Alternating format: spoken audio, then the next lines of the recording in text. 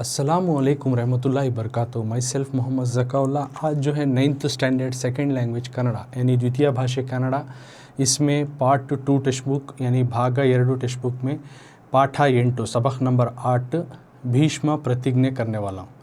तो आप में से बहुत सारे लोग जो है महाभारत और रामायण की स्टोरी सुने होंगे ना, तो काफ़ी सारे सुने रहती या सीरियल्स वगैरह देखो रहती, मूवीज़ देखो रहती। तो उसमें का एक किरदार है भीष्मागर को, महाभारत में एक किरदार आता है, एक रोल, तो उनका नाम है भीष्मागर को। तो भीष्मा ने जो कसम खाई उसके बारे में ये सबक है। सो भीष्म प्रतिज्ञा, तो स्क्रीन में तुम्हें देख सकती भीष्म प्रतिज्ञा पाठा 8, इसको लिखा है ये आर कृष्ण शास्त्री ने। भीष्म प्रतिज्ञा इस सबक को लिखा है ये आर कृष्ण शास्त्री, इन्होंने इस सबक को लिखा है। तो भीष्म प्रतिज्ञा यानी भीष्मास ओथ कर को इंग्लिश में भीष्मास ओथ, जिस तरह भीष्मा ने ओथ ली यानी कसम खाई, तो भीष्मा की कसम, प्रतिज्ञा यानी कसम, ओथ। भीष्मा एक किरदार, एक रोल बोले हूँ जो महाभारत में आता है। तो उन्होंने जो कसम खाई, उन्होंने जो प्रतिज्ञा की, तो उन्होंने जो ओथ किया उसके बारे में ये लेसन है। तो इस लेसन को लिखा है ये आर कृष्ण शास्त्री। तो इस लेसन को लिखा है ये आर कृष्ण शास्त्री।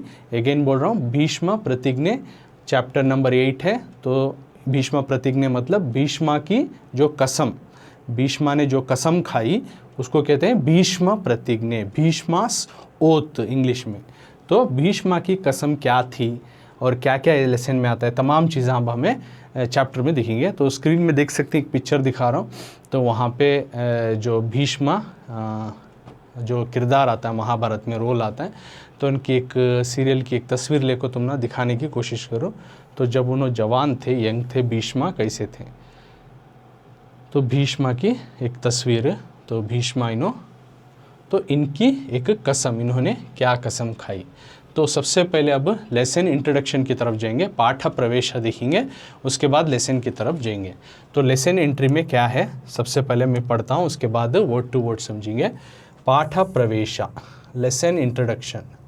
ಭಾರತೀಯ ಮಹಾಕಾವ್ಯಗಳಲ್ಲಿ ಒಂದಾದ ಮಹಾಭಾರತದ ಕಥೆಯನ್ನು ಕೇಳಿದವರಿಲ್ಲ.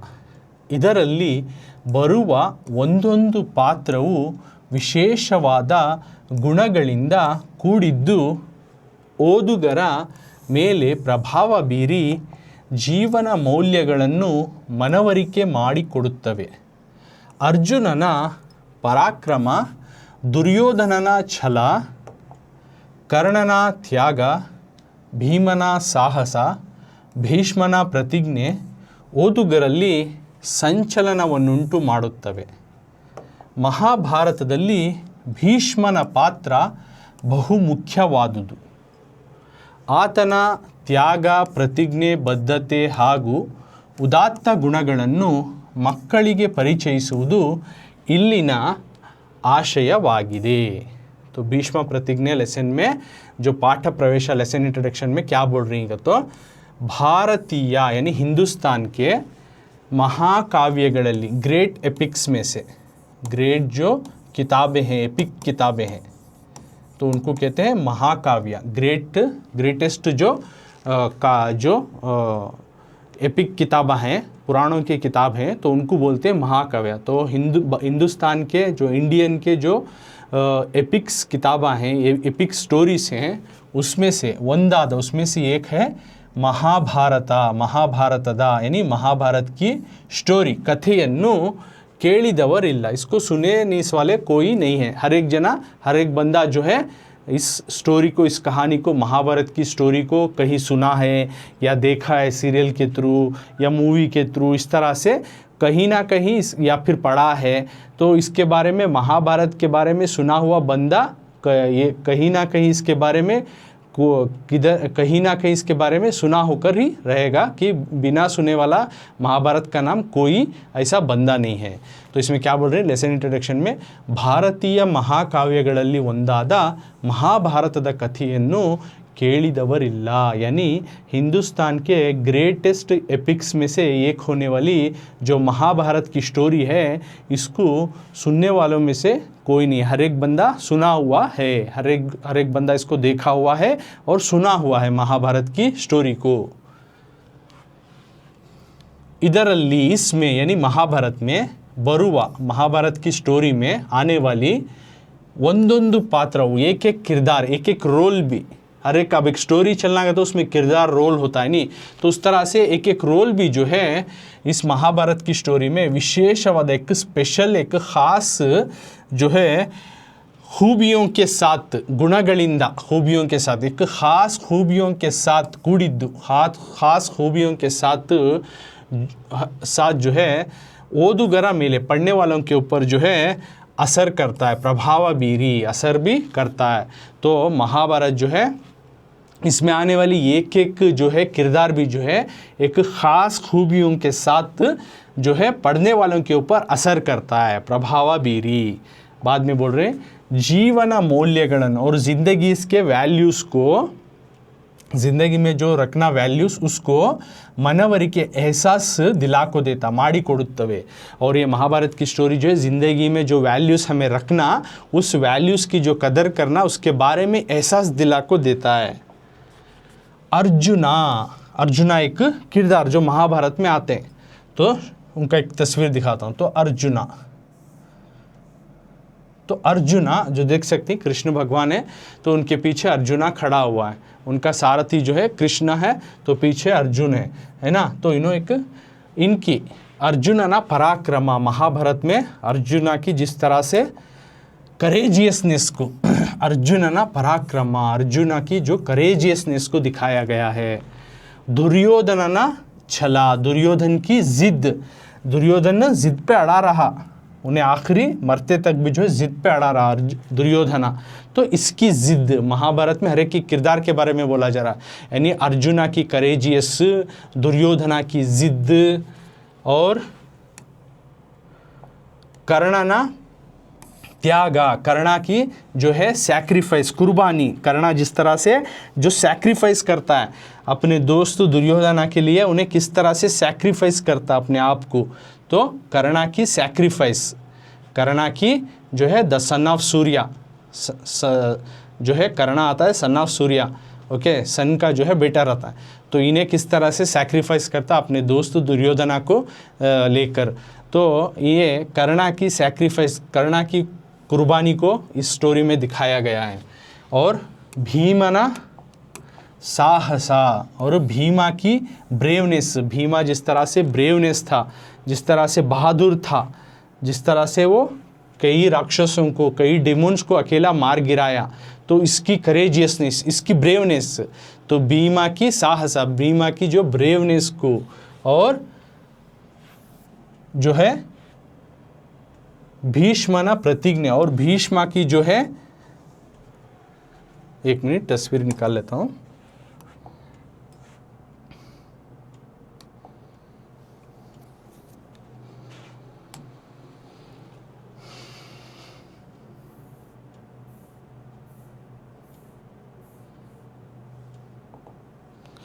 तो एक भीमा की जो ब्रेवनेस और भीष्मना प्रतिज्ञा और भीष्मा की जो ओत, भीष्मा की कसम, भीष्मा की कसम जो है ओदुगरली पढ़ने वालों में, भीष्मा की कसम ये ओदुगरली पढ़ने वालों में संचलनवन्नुंटु माडुत्तदे, यानी हलचल पैदा कर देती है। यानी स्टोरी पढ़ने वाले एक एक किरदार भी जो है इतना बखूबी इनके बारे में बताया गया है महाभारत में। एक ये जो भीष्मा की जो ओथ है, भीष्मा की कसम है, इस के साथ साथ जो है इसमें क्या बता रही, अर्जुना की ब्रेवनेस, अर्जुना का जो है करेजियसनेस, और दुर्योधना की जिद, और कर्णा की जो है कुर्बानी सैक्रिफाइस, और भीमा की बहादुरी, और भीष्मा की जो कसम ओत, भीष्मा, तो इनकी कसम जो है पढ़ने वालों में, जो महाभारत की स्टोरी पढ़ता है जो कोई भी, उनमें इनके किरदारों के बारे में पढ़ते टाइम पर क्या होता है, हलचल पैदा कर देती है। उतनी ज़बरदस्त किस्म से हर एक किरदार को जो है यहाँ पे इस स्टोरी में बताया गया है। तो महाभारत में भीष्मना पात्रा, महाभारत में बहुत सारे रोल, बहुत सारे किरदार हैं, जैसे कि मैं नाम लिया अर्जुना, कर्णा, दुर्योधना, है ना, ये कुछ नामा लिया, भीमा, है नहीं। उसी तरह जो भीष्मा का जो रोल है, भीष्मा का जो किरदार है, भीष्मना पात्रा, महाभारत की स्टोरी में जो भीष्मना पात्रा, भीष्मा की जो किरदार है, ये बहुमुख्यवाद, ये बहुत ही ख़ास है, बहुत ही इम्पॉर्टेंट है। महाभारत की स्टोरी में भीष्मा की जो रोल है, जो उनका किरदार है उस कहानी में, एक बहुत ही ख़ास है, बहुत इम्पॉर्टेंट है। क्योंकि आतना त्यागा, क्योंकि उनकी जो है कुर्बानी एक इसलिए ख़ास है क्योंकि उनकी कुर्बानी, आतना त्यागा। दूसरा आतना प्रतिज्ञा, उनकी खाई हुई कसम, उनकी ओत, और बद्धते, और उनकी जो अज़्म, जो उन्होंने अज़्म की थी वो, ಹಾಗೂ और उदात्त गुणಗಳನ್ನು और आला सफ़त, नोबल क्वालिटीज़, उनकी जो थी नोबल क्वालिटीज़ भीष्मा की। तो ये क्वालिटीज़ जो है यहाँ मಕ್ಕಳಿಗೆ, बच्चों को, स्टूडेंट्स को तुमना जो है परिचಯಿಸುವುದು, उसके बारे में जो है तुमना इंट्रोड्यूस कराने के वास्ते, मालूमात कराने की जो है एक होप इसके ज़रिए से रखी है, इस सबक के ज़रिए से रखी गई है। तो बहुत सारे किरदार हमें सुनी, अर्जुना, कर्णा, दुर्योधना, इनके बारे में महाभारत का तो इन्हीं को मेन हमें समझते हैं। लेकिन भीष्मा की भी एक बहुत ही ख़ास किरदार इस सबक में है। इन्हों जिस तरह से जो सैक्रिफाइस किया, बलिदान दिया, और जिस तरह से इन्होंने कसम खाई, जिस तरह से इन्होंने अज़्म की थी, और इनकी जो है नोबल क्वालिटीज़ थी, यानी आला जो है सफ़तें थी इनकी, वो चीज़ें बच्चों को, यानी स्टूडेंट्स आप लोगों को मालूम करने के वास्ते ये सबक को रखा गया है। ओके, तो इसलिए इसमें इंट्रोडक्शन में क्या बोल रही है, तो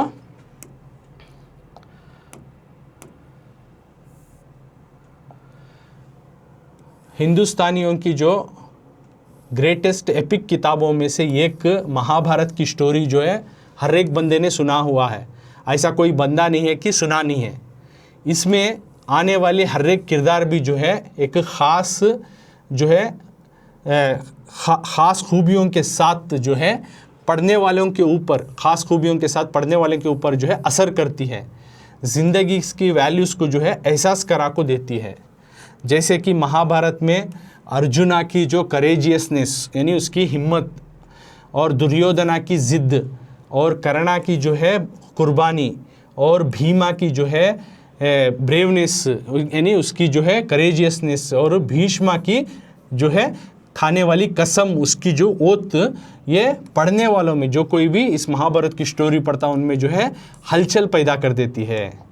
तो महाभारत में जिस तरह हमने कई किरदारों के नाम सुना, उसी तरह भीष्मा का किरदार, भीष्मा का रोल जो है बहुत ही ख़ास है महाभारत की स्टोरी में। हमें ज़्यादातर अर्जुना, कृष्णा, इन्हीं के बारे में सुने, लेकिन भीष्मा कर को है, इनका किरदार भी जो है बहुत ख़ास है महाभारत की स्टोरी में, क्योंकि उनकी जो है सैक्रिफाइस, उनकी जो कुर्बानी थी, उनकी जो कसम खाई हुई चीज़ थी, उनकी जो अज़्म थी, और उनकी जो आला सफ़तें या नोबल क्वालिटीज़ थी, ये चीज़ें बच्चों को एज ए स्टूडेंट तुमना इंट्रोड्यूस कराना, तुमना मालूमात कराना कर को इस लेसन का जो है होप है, इस लेसन के ज़रिए से ऑथर चाहते हैं। तो इस लेसन के ऑथर है AR कृष्ण शास्त्री। अब देखते हैं भीष्मा की प्रतिज्ञा क्या थी, भीष्मा की कसम क्या थी, और कसम खाने की वजह क्या थी, क्या क्या उसमें आएगा स्टोरी, तमाम चीज़ें इस लेसन के ज़रिए से अब हमें देखेंगे।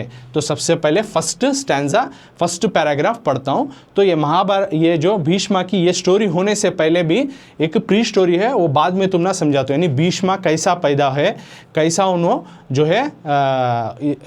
जो है राजा के प्रिंस बने, तो राजा के प्रिंस कैसा बने, उन्होंने इस दुनिया में कैसा आए, कैसा पैदा है, ये तमाम चीज़ें हैं। वो स्टोरी जो है पूर्व कथें बोलती, प्री स्टोरी। ये लेसन होने के बाद वो स्टोरी तुम ना समझाता हूँ भीष्मा कैसा आए कर को। अब सबसे पहले अब हमना मालूम क्या होना, भीष्मा की कसम क्या थी, उसकी वजह क्या थी, वो क्या तमाम चीज़ें मालूम होना। तो उसके तरफ अब स्टोरी की तरफ जाएंगे। तो सबसे पहला पैराग्राफ, ಶಂತನು ಧರ್ಮಾತ್ಮನೆಂದು ಸತ್ಯವಂತನೆಂದು ಹೆಸರುಗೊಂಡು ಹಸ್ತಿನಾಪುರದಲ್ಲಿ ರಾಜ್ಯವಾಳುತ್ತಿದ್ದನು. ಅವನು ನೋಡುವುದಕ್ಕೆ ಚಂದ್ರನಂತೆ ಸುಂದರನಾಗಿದ್ದರೂ ತೇಜಸ್ಸಿನಲ್ಲಿ ಸೂರ್ಯನಂತೆಯೂ ವೇಗದಲ್ಲಿ ವಾಯುವಿನಂತೆಯೂ ಇದ್ದನು. ಕೋಪ ಬಂದಾಗ ಯಮನಂತಿದ್ದರೂ ತಾಳ್ಮೆಯಲ್ಲಿ ಭೂಮಿಯಂತೆ ಇದ್ದನು. देवव्रतनु मीन्स भीष्मा, देवव्रता कुछ भीष्मा अगर को नाम है सो ओके. तो तुम्हें कंफ्यूज नहीं होना, देवव्रता अलग है, भीष्मा अलग है. पहला नाम भीष्मा का नाम जो था वो देवव्रता था, बाद में जाकर उनको नाम भीष्मा पड़ता सो. तो देवव्रतनु और भीष्मा ತಂದೆಯಂತೆಯೇ ರೂಪವಂತನಾಗಿ ನಡೆನುಡಿಗಳಲ್ಲಿ ಅವನನ್ನೇ ಹೋಲುತ್ತಾ ಅವನಂತೆಯೇ ವಿದ್ಯಾವಂತನು, ಶಸ್ತ್ರಾಸ್ತ್ರ ನಿಪುಣನು, ಬಲಶಾಲಿಯೂ ಸತ್ವಶಾಲಿಯೂ ಆದನು. ಆಗ ಅವನನ್ನು ಶಂತನುವು ಯುವರಾಜನಾಗಿ ಮಾಡಿದನು. तो यहाँ क्या बोल रही हैं, सबसे पहले शंतनु करको एक राजा था. तो उनकी तस्वीर दिखाता हूँ सबसे पहले. तो शंतनु, शंतनु भीष्मा के फादर, भीष्मा के अब्बू शंतनु नाम के एक राजा थे. जो है भरत वंशज के राजा. भरत कर कोई किंग रूल करता था ना, तो उस कबीले से, उस खानदान से आने वाले एक राजा, उनका नाम था शंतनु. ये शंतनु जो है ये राजा यानी भीष्मा के वालिद, भीष्मा के अब्बू. तो ये शंतनु धर्मात्मनिंदु, एक नेक आदमी, सत्यवंतनिंदु और सच्चा आदमी, एक नेक आदमी, एक सच्चा आदमी, इस तरह से नाम पाकर ಹೆಸರುಗೊಂಡು हस्तिनापुरदल्ली, हस्तिनापुर का जो सल्तनत थी उस पर हुकूमत करते थे, राज्यवाಳುತ್ತಿದ್ದನು. हस्तिनापुर के ऊपर हुकूमत करता था. ये शंतनु थे. अब शंतनु की तस्वीर देख लिया ना, तो हस्तिनापुर देख सकती, हस्तिनापुर के ऊपर रूलिंग करते थे, हस्तिना के ऊपर हुकूमत करते थे. एक नेक आदमी, कौन समझ में आया? तो ये हस्तिनापुर, ये सल्तनत, तो यहाँ पे शंतनु हुकूमत करते थे. तो शंतनु ये हैं भीष्मा के फादर, भीष्मा के अब्बू. तो भीष्मा का है सबसे पहले मैं दिखाया, तो भीष्मा का तस्वीर यहाँ दिखाया. तो है भीष्मा, कसम खाती हैं. सो बाद में मालूम होता है किस लिए कसम खाती हैं, क्या क्या वजह थी घर को. तो अब सबसे पहले समझेंगे इनके अब्बू के बारे में. तो उनके अब्बू थे शंतनु, भीष्मा के वालिद थे शंतनु. बहुत ही नेक आदमी, सच्चे आदमी कर को नाम पाकर हस्तिनापुर के ऊपर हुकूमत करते थे. तो देख सकती हैं फर्स्ट लाइन में वो दिन सो शंतनु ಧರ್ಮಾತ್ಮನೆಂದು ಸತ್ಯವಂತನೆಂದು ಹೆಸರುಗೊಂಡು हस्तिनापुरदल्ली राज्यवाಳುತ್ತಿದ್ದನು. शंतनु नाम का जो बादशाह था, किंग था, इन्हें धर्मात्मनेंदु, एक नेक आदमी, सत्यवंतनेंदु, एक सच्चा इंसान कर को नाम पाकर, नामदार होकर, मशहूर होकर, ಹೆಸರುಗೊಂಡು हस्तिनापुरदल्ली, हस्तिनापुर की सल्तनत को जो है हुकूमत करते थे, राज्यवाಳುತ್ತಿದ್ದನು. ओके, तो ये समझ में आ गया ना फर्स्ट लाइन ना. तो हस्तिनापुर का पिक्चर भी दिखाया, तो शंतनु किंग की पिक्चर भी दिखाया, भीष्मा की भी दिखाया तुमने. तो अवनु यानी शंतनु जो राजा जो है, नोडुವುದಕ್ಕೆ देखने के वास्ते चंद्रनंते, चांद की तरह खूबसूरत था, सुंदरनागिद्ದರು, चांद की तरह खूबसूरत था. शंतनु महाराज जो है देखने के वास्ते एक चांद की तरह खूबसूरत था, सुंदरनागिद्ದರು. तेजस्विनल्ली यानी रौनक में, सूर्यनंत्यु यानी एक रोशनी, एक रौनक में एक सूरज की तरह दिखते थे. और वेगदल्ली और स्पीड में वायुविनंत्यु इद्धनु, स्पीड में यानी रफ्तार में हवा की तरह रफ्तार इनके पास थी. और कोप बंदागा, जब गुस्सा आ जाता तो ये किसका रूप धारण कर लेते? यमा का. यमनंतिद्दरू, यमा का रूप धारण कर, जब गुस्सा आता था तो ये यमा का रूप धारण कर लेते. यमा जिस तरह से जो है दोजख यानी नरक का जो गॉड है ना, तो यमा जो भैंस के ऊपर बैठ लेकर रहता मालूम, तो इन्हें जो पनिश करता, सो जो बुरे काम कर को आकृति धरती के ऊपर, ज़मीन के ऊपर, ऐसे लोगों को पनिश करने वाला भगवान, उसको बोलते हैं यमा. तो जब भी इन्हें गुस्सा हो जाते हैं तो यमा का रूप धारण कर लेते हैं, यानी यमा के जैसा बन जाती है. यमा क्या काम, ये गॉड का काम क्या करता है, जो धरती पर जो गलतियाँ गुनाह कर को आती उनको ऊपर सज़ा देना और नरक को भेजना, यानी हेल को भेजना, दोज़ख को भेजना, ये काम यमा का आकर को मानती है अदर रिलीजन में. तो उस तरह से शंतनु जब भी गुस्सा आता तो इनकी तरह बन जाता, यमा की तरह बन जाता।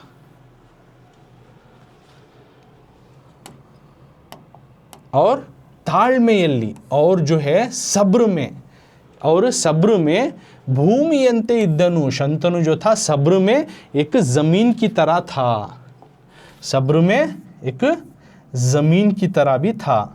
जमीन जिस तरह से सब्र से रहती है, कोई खोदता है, कोई क्या करता है उसमें अलग अलग जो है कामें करता है, अच्छे काम बुरे काम है, तमाम चीज़ें करते रहते हैं, लेकिन ज़मीन जो है सब्र से रहती है, उस तरह की सब्र भी इसमें थी।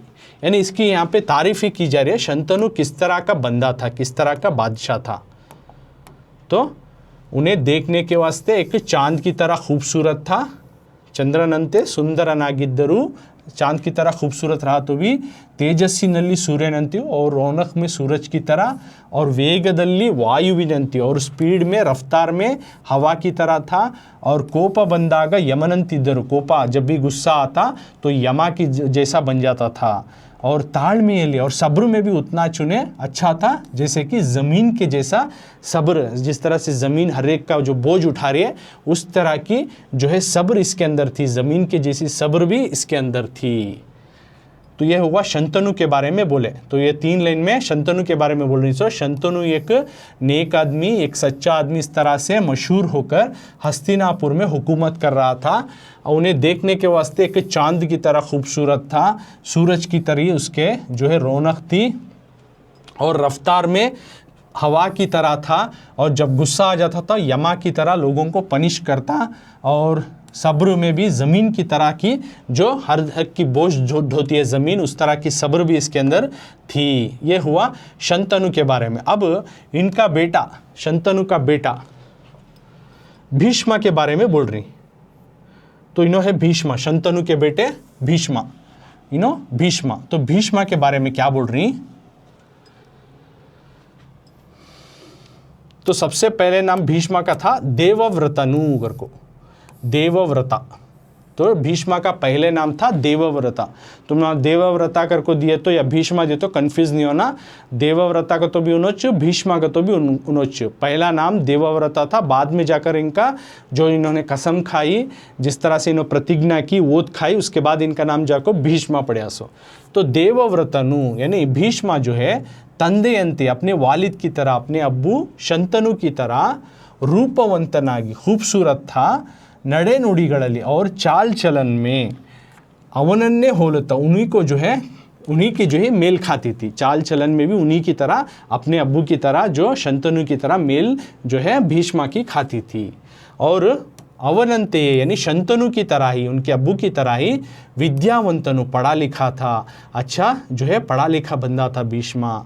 और शस्त्रास्त्र निपुणनु, और हर एक जो है हथियार में महारत पाई थी, हर एक किस्म के हथियार को चलाने वाला ये जानता था, हर एक हथियार हर एक किस्म की, क्योंकि तब के ज़माने में बादशाह प्रिंस जो रहते थे, किंग रहते थे, तो उनको पढ़ाई के साथ साथ इनको तमाम इल्मों को सिखाता कि दुश्मन से कैसे लड़ा जाए, घुड़सवारी हो, हाथी सवारी हो, तलवारबाजी हो, तीर चलाना हो, है ना, ये तमाम चीज़ें सिखाई जाती थी। तो इस तमाम तरीके के हथियारों चलाने में भी इन्होंने महारत हासिल की थी, और बलशाली और ताकतवर भी थे, और साथ में सत्वशाली हो, नेकी करने वाला दिल वाले थे, नेकी करने वाले दिल वाले, सत्वशाली हो यानी एक नेकी करने वाला आदमी भी इन्हों थे। आदनु आगा तब अवनन्नु, तब उसको यानी इसको भीष्मा को शंतनु, वो इनके वालिद जो शंतनु थे उनको युवराजनागी, प्रिंस बनाए, माड़िदनु प्रिंस बनाया। तो इनके अंदर की जो ताकत काबिलियत, उनकी नेक दिली को देखते हुए इनके फादर, इनके अब्बा जो किंग थे, हस्तिनापुर के बादशाह थे, तो इनको एज ए प्रिंस बनाया। युवराजा का तो प्रिंस बनाया नहीं, मेरे मरने के बाद इन्हें राजा बनता है, तब तक इन्हें प्रिंस युवराजा, ओके। तो उस तरह से इसको युवराजा बनाए। तो समझ में है ना। तो फर्स्ट स्टैंजा में क्या बोल रही, तो भीष्मा के फादर जो थे शंतनु थे, इन्हों बहुत ही जो है नेक आदमी थे और सच्चे आदमी थे, इस तरह से नाम पाकर मशहूर होकर हस्तिनापुर में हुकूमत कर रहे थे। और इन्हों देखने में बहुत ही चांद की तरह खूबसूरत थे, सूरज की तरह जो है इनकी रौनक थी, रफ्तार जो है हवा की तरह रफ्तार इनके पास थी और जब भी गुस्सा आ जाता यमा की तरह जो है इन्हों पनिश करने लगते अपने दुश्मनों को। और सब्र में भी जो है ज़मीन की तरह की सब्र इनके अंदर थी। अब उनके बेटे जो भीष्मा थे उनके बारे में बताया जा रहा है। उनका नाम था देवव्रता या फिर भीष्मा। भीष्मा के दो नाम है, देवव्रता या फिर भीष्मा, दोनों भी एक ही नाम, एक ही बंदे का नाम तो पिक्चर में देख सकते हैं। देवव्रता या फिर भीष्मा जो है अपने अब्बू की तरह जो है खूबसूरत थे और चाल चलन में उन्हीं के जो है मेल खाते थे अपने अब्बू का। और उन्हीं की तरह अपने वालिद की तरह जो है ये पढ़े लिखे थे और हर एक जो है हथियार चलाने में महारत थे, बहुत ताकतवर भी थे और जो है नेक आदमी, नेक दिल वाले आदमी थे। तो इसलिए इनको जाकर शंतनु, उनके वालिद जो थे शंतनु हस्तिनापुर के राजा, अपने बेटे को युवराजा बनाया, एज ए प्रिंस उन्होंने बनाए। तो ये हुआ फर्स्ट पैराग्राफ में, समझ में है ना। अब आगे देखेंगे क्या होता है। तो अब प्रिंस बना दले, इनको युवराजा बनाए शंतनु। अब नेक्स्ट सेकेंड पैराग्राफ में क्या है देखेंगे। देवव्रतनु का तो भीष्मा का नाम ही देवव्रता, उससे कंफ्यूज नहीं होना तुम्हें। ओके, देवव्रता का तो भी भीष्मा, भीष्मा का तो भी देवव्रता। तो ದೇವವ್ರತನು ತನ್ನ ನಡೆನುಡಿಗಳಿಂದ ತಂದೆಗೂ ರಾಷ್ಟ್ರಕ್ಕೂ ಅಚ್ಚುಮೆಚ್ಚಾದನು. ಹೀಗೆ 4 ವರ್ಷಗಳು ಕಳೆದವು. ಅನಂತರ ಒಂದು ದಿನ ಶಂತನುವು ಯಮುನಾ ನದಿಯ ಹತ್ತಿರ ಕಾಡಿನಲ್ಲಿ ಸಂಚರಿಸುತ್ತಿದ್ದಾಗ ಒಂದು ಅಪೂರ್ವವಾದ ಸುವಾಸನೆ ಸುಳಿದು ಬಂತು. ಅದು ಯಾತರದ್ದು ಎಂದು ಹುಡುಕುತ್ತಾ ಹೋಗಲು ದಿವ್ಯ ಸುಂದರಿಯಾಗಿದ್ದ ಒಬ್ಬ ಬೆಸ್ತರ ಹುಡುಗಿಯನ್ನು ಕಂಡು, ನೀನು ಯಾರು, ಇಲ್ಲಿ ಏನು ಮಾಡುತ್ತಿರುವೆ ಎಂದು ಪ್ರಶ್ನೆ ಮಾಡಿದನು. ಅದಕ್ಕೆ ಅವಳು, ನಾನು ಬೆಸ್ತರ ಅರಸನ ಮಗಳು, ಧರ್ಮಾರ್ಥವಾಗಿ ದೋಣಿ ನಡೆಸುತ್ತೇನೆ.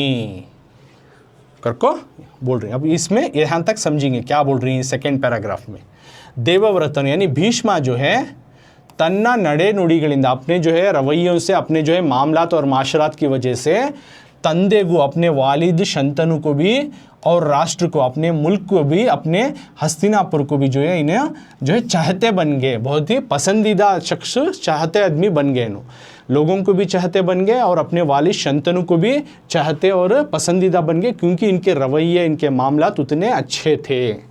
तो उसके बाद क्या बोल रही, ಹೀಗೆ इसी तरह से 4 ವರ್ಷಗಳು ಕಳೆದವು. 4 साल गुजरे, 4 साल गुजरे. इसी तरह इन्हों प्रिंस बन को थे. अब 4 साल गुजरे. 4 साल गुजरने के बाद क्या हुआ देखेंगे. तो 4 साल गुजरने के बाद अब शंतनु का बारे में बोल रही. अनंतरा, बाद में, ऐसे ही 4 साल गुजर गए. बाद में क्या हुआ, ಒಂದು ದಿನ, एक दिन शंतनु, वो शंतनु जो किंग था, उन्हें यमुना नदिया तीरा, यमुना नदी, यमुना की जो नदी थी, यमुना की जो रिवर थी, यमुना की जो नदी थी, उसके करीब हत्तीर काडिनल्ली, जंगल में इन्हें जा रहा था, टहल रहा था, संचरिसुत्तिद्दागा. क्योंकि शंतनु का एक ख़ास एक शौक़ था शिकार करना, हिरणों को, जंगली भैंसों को वगैरह वगैरह. तो वहीं तो इन्हें क्या करिया शंतनु, एक दिन जो है शंतनु, अनंतरा ಒಂದು दिन, बाद में एक दिन शंतनु जो है यमुना की जो नदी थी, नदिया हत्तीरा, उसके करीब के जो जंगल के पास टहल रहा था. संचरिसुत्तिद्ದಾಗ ಒಂದು एक अपूर्ववाद, एक अनोखी जो है खुशबू, सुवासने सुಳಿದು ಬಂತು. एक अनोखी खुशबू जो है महक उसके पास आती है. एक अनोखी खुशबू की महक उसके पास, शंतनु के पास आती है. ಅದು ಯಾತರದ್ದು, ये खुशबू कौन सी है ये ಎಂದು इस तरह से हुड़कुत्ता, ढूंढते हुए, होगलू, ढूंढते हुए गया. ये क्या, ये इतनी अनोखी, इतनी जो है ज़बरदस्त महक खुशबू आ रही है ना, ये कैसी खुशबू, क्या ये करके उसके ढूंढते हुए उसके पीछे पीछे खुशबू के पीछे गया. तो दिव्य सुंदरी आगिद्दा, तो इन्होंने देखा एक बहुत ही खूबसूरत किस्म की जो ಒಬ್ಬ, एक बेस्तरा हुड़ुगिಯನ್ನು, एक मछुआरों की बेटी को, मछुआरों की यानी मछली पकड़ने वाली जात रहती है, उनकी बेटी को कंडु, देखकर, ನೀನು ಯಾರು, तुम कौन हो, ಇಲ್ಲಿ ಏನು ಮಾಡುತ್ತಿರುವೆ, इधर क्या कर रहे हो ಎಂದು प्रश्न ಮಾಡಿದನು. इस तरह से सवाल किया. किसने, शंतनु ने सवाल किया, उस लड़की से सवाल किया. तो पिक्चर में देख सकती तुम्हें. ओके, शंतनु जो है उस लड़की से सवाल करता है।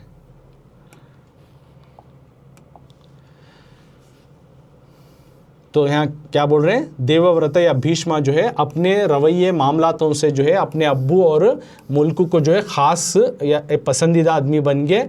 इसी तरह से 4 साल गुजरे।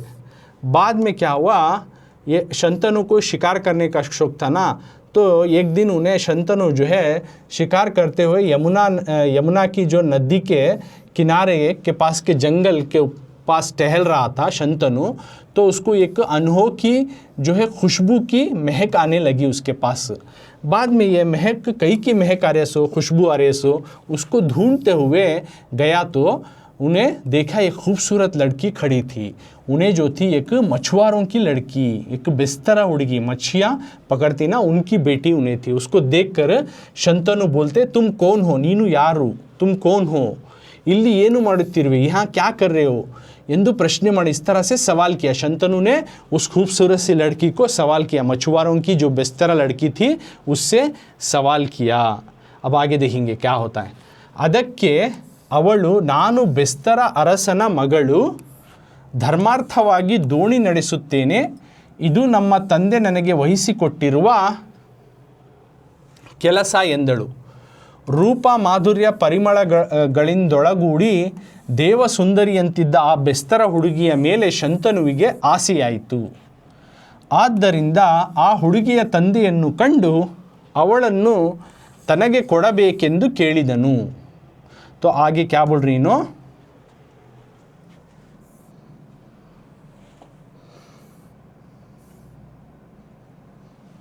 तो देख सकती शंतनु तो उसके खूबसूरत सी लड़की को देखे जो कि उन्हें बिस्तरों की लड़की थी, यानी मछुआरों की लड़की थी। उससे सवाल किया, तुम कौन हो, इधर क्या कर रही हो करको। बाद में उन्हें बोली ಅದಕ್ಕೆ ಅವಳು, उसे उन्हें जवाब दी, नानु मैं जो है बेस्तरा अरसना मगड़ू, मैं जो है मछुआरों का जो बादशाह आता है, मछलियाँ पकड़ने वाली कौम की जो बादशाह आता है, किंग आता, राजा आता है, उसकी बेटी हूँ मैं करको उन्हें बोलती है वो लड़की, खूबसूरत सी लड़की। धर्मार्थवागी, और मुझे जो है काम के सका दोणी नडिसुत्तेने, और मेरा काम है यहाँ पे कश्ती चलाना। दोड़ी धर्मार्थवागी दोणी नडिसुत्तेने, मेरे काम है यहाँ पे कि कश्ती चलाना, मैं कश्ती चलाने का काम करती हूँ।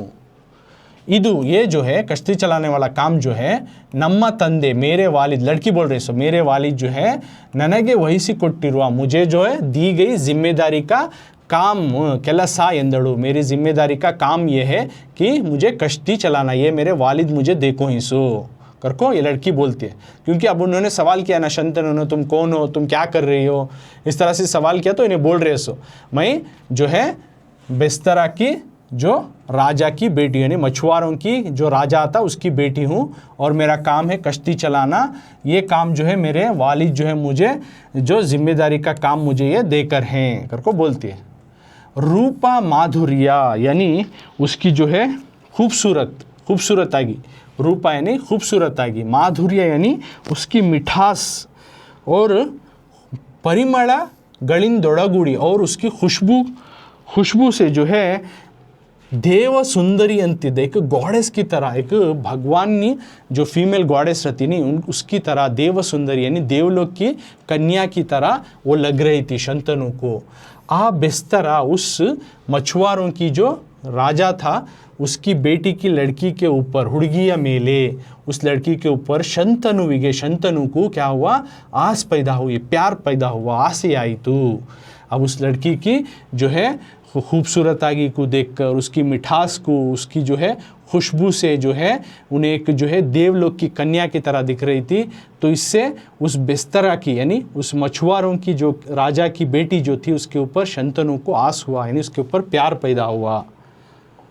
ಆದ್ದರಿಂದ इसलिए ಆ ಹುಡುಗಿಯ ತಂದೆಯನ್ನು ಕಂಡು ಅವಳನ್ನು ತನಗೆ ಕೊಡಬೇಕೆಂದು ಕೇಳಿದನು. ಅವನು ಮಹಾರಾಜ ಹೆಣ್ಣಾಗಿ ಹುಟ್ಟಿದ ಮೇಲೆ ಅವಳನ್ನು ಒಬ್ಬ ವರನಿಗೆ ಕೊಟ್ಟೇ ಕೊಡಬೇಕು, ನೀನು ಅವಳನ್ನು ನಿನ್ನ ಧರ್ಮಪತ್ನಿಯಾಗಿ ಮಾಡಿಕೊಳ್ಳುವೆಯಾದರೆ ಪರಮ ಸಂತೋಷ, ನಿನಗೆ ಸದೃಶನಾದ ವರನು ಮತ್ತಾರು ಸಿಕ್ಕಿಯಾನು, ಆದರೆ ನನ್ನ ಮನಸ್ಸಿನಲ್ಲಿ. तो उस लड़की के ऊपर आस हुआ, शंतनु को प्यार पैदा हुआ. इसलिए ಆದ್ದರಿಂದ ಆ ಹುಡುಗಿಯ उस लड़की के ತಂದೆಯನ್ನು ಕಂಡು, उस लड़की के पिता से मिलकर ಅವಳನ್ನು उसको जो है तनगे ಕೊಡಬೇಕೆಂದು, मुझे शादी करको दियो करको शंतनु पूछता है. मुझे दियो लड़की, तुम्हारी बेटी मुझे दियो करको शंतनु पूछता है. तो अवनु यानी उस राजा जो है, बेस्तर का जो राजा था, उन्हें बोलता है महाराज जी, महाराजा ಹೆಣ್ಣಾಗಿ, अब लड़की हो को ಹುಟ್ಟಿದ ಮೇಲೆ पैदा हुई है तो उसको ಅವಳನ್ನು, उसको जो है ಒಬ್ಬ ವರನಿಗೆ, एक नौशा को जो है ಕೊಟ್ಟೆ ಕೊಡಬೇಕು, देना छे. अब उन्हें लड़की बन को पैदा है, किसी ना किसी नौशे को शादी कर को देना छे. ನೀನು तुम ಅವಳನ್ನು, अगर तुम उसको ನಿನ್ನ ಧರ್ಮ ಪತ್ನಿಯಾಗಿ, तुम्हारी बीवी की तरह अपनाओगे तो, ಮಾಡಿಕೊಳ್ಳುವೆ ಅದರ, लेकिन तुम उसको अपनी बीवी की तरह अपनाओगे तो मुझे बहुत खुशी होगी, परम संतोष. ನಿನಗೆ ಸದೃಶನಾದ, तुमसे बेहतर जो है नौशा, दुल्हा जो है मत्तारू सिक्कियानु, दूसरा कोई मिल सकता है. ಆದರೆ ನನ್ನ ಮನಸ್ಸಿನಲ್ಲಿ, लेकिन मेरे मन में. कौन बोल रहे हैं? सो इस लड़की का फादर बोल रहे हैं. सो जो खूबसूरत सी जो लड़की थी, बेस्तरू की लड़की, तो उसका फादर बोल रहा. सो जब शंतनु उससे मिलता है, देख सकते हैं शंतनु जाको उनके वालिद से मिलता है, मिलकर जो है तुम्हारी बेटी मुझे बेटी दियो मुझे करको पूछे, तो उन्हें बोलता है कि उन्हें बेटी बनकर पैदा हुई है, किसी ना किसी को देना तो ये बनता ही है. अगर तुम उसको बीवी की तरह अपनाओगे तो बहुत खुशी की बात है. तुमसे बेहतर दूल्हा कौन मिलता है, लेकिन मेरे मन में एक क्या है, रिक्वेस्ट है करको बोलता है. तो ये पैराग्राफ में क्या क्या बोल रही. तो सबसे पहले देवव्रता यानी भीष्मा जो है अपने जो है मामलात माशरात के ज़रिए से अपने वालिद शंतनु को भी और मुल्क को भी जो है पसंदीदा बंदा बन गया. कौन? देवव्रता यानी भीष्मा. इसी तरह 4 साल गुजर गए. बाद में शंतनु को जो एक शौक था, यानी भीष्मा के वाले शंतनु को शिकार करने का, एक दिन वो शंतनु जो है यमुना नदी के किनारे वाले जंगल में टहल रहा था, तो उसको एक अनोखी जो है खुशबू की महक उसके पास आई. ये कैसी महक खुशबू आ रही, से उसको ढूंढते हुए उस महक के पीछे गया तो एक बहुत ही खूबसूरत सी लड़की जो कि मछुआरों की लड़की थी, उसको देखकर तुम कौन हो, तुम क्या कर रहे हो करको इस तरह से शंतनु उस लड़की से, उस खूबसूरत सी लड़की से सवाल करती. तो वो लड़की उसके बदले में जवाब देती है, मैं हूँ बेस्तरा अरसना मगड़ू, मैं जो है ये मछुआरों का जो राजा आता है, यानी मछलियाँ पकड़ने वालों का राजा, उसकी बेटी हूँ और मैं यहाँ पे कश्ती चलाती हूँ. ये काम मुझे मेरे वालिद ने जो है एक जिम्मेदारी का काम देकर हैं करको बोलती है. इतना सुनने के बाद जैसे ही उसकी खूबसूरत आएगी, उसकी मिठास, उसकी खुशबू से जो है उन्हें एक जो है शंतनु को एक हेवन की जो है गॉडेस की तरह दिखने लगी थी. तो उस लड़की के ऊपर जो है शंतनु को आस हुआ और प्यार पैदा हुआ. इसलिए वो क्या करता है, उस लड़की के यानी वो जो खूबसूरत सी लड़की थी, तो उसके वालिद से जो है यानी बेस्तरा का राजा होने, यानी मछुआरों का राजा रहता सो उस लड़की का बाप, तो उससे मिल को अपनी बेटी को मुझे दियो करको पूछता है. शंतनु जाको पूछता है, पिक्चर में देख सकती है. तो उस लड़की का पिता उन्हें एक मछुआरों का राजा रहता, उससे पूछता है कि तुम्हारी बेटी मुझे दियो, मेरा उसके ऊपर दिल आ गया. तो उन्हें बोलता है मछुआरों का राजा, महाराज जी देखो बेटी बनकर पैदा हुई है तो किसी ना किसी दूल्हे को देना चाहिए. अगर तुम उसको अपनी पत्नी की तरह स्वीकार करते हो, अगर तुम्हें उसे पत्नी बना को यानी बीवी बना को लेकर जाते हो तो मुझे बहुत खुशी की बात है. तुम्हारे से बढ़कर जो है दूल्हा और कौन मिल सकता है, लेकिन मेरे मन में एक रिक्वेस्ट है करको बोलता है. तो इस स्टोरी में देखिए अब आगे, तो ये पार्ट 1 में हमें भीष्मा की जो प्रतिज्ञा, इस मतलब क्या है, भीष्मा की ओत, भीष्मा की कसम देखे. उससे पहले पाठा प्रवेशा लेसन इंट्रोडक्शन को समझे. बाद में शंतनु, भीष्मा के फादर शंतनु, उन्हों कौन थे और भीष्मा उन्हों कैसे बंदे थे और उनके बेटे जो भीष्मा थे उन्हों कैसे थे, उनके बारे में देखे. बाद में शंतनु जंगल में टहलने के दौरान क्या हुआ करको वो स्टोरी देखे. अब आगे क्या होता है ये पार्ट 2 में हमें देखेंगे.